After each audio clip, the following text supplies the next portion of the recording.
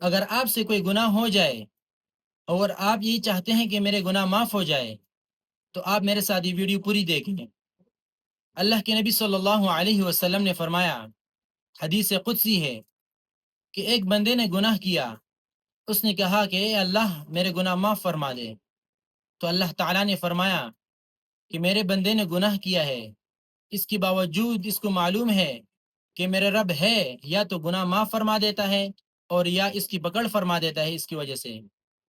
پھر دوسری مرتبہ بھی یہی کہا، اے اللہ میں نے گناہ کیا ہے، میرے گناہ معاف فرما دے، تو اللہ تعالیٰ نے بھی یہی فرمایا کہ میرے بندے کو یہ بات معلوم ہے کہ میں گناہ بخشتا بھی ہوں اور گناہ پر پکڑتا بھی ہوں۔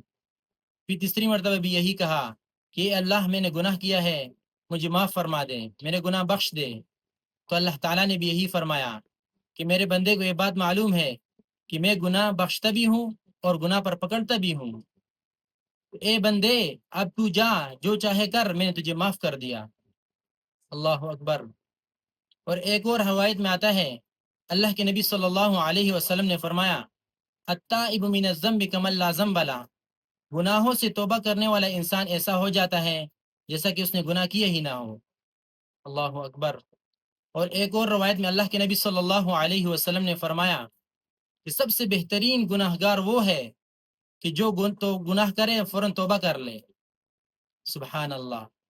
اور میرے نبی نے یہ بھی فرمایا کہ جو میری حدیث سنے پھر اسے دوسروں تک پہنچائے تو اس کو بھی اتنا اجر و ثواب ملے گا جتنا سنانے والے کو ملے گا۔ سبحان اللہ۔ تو میرے بھائیو دوستو، ابھی آپ کا کام ہے کہ اسے کم از کم 3 بندوں تک لازمی شیئر کریں۔ جزاک اللہ۔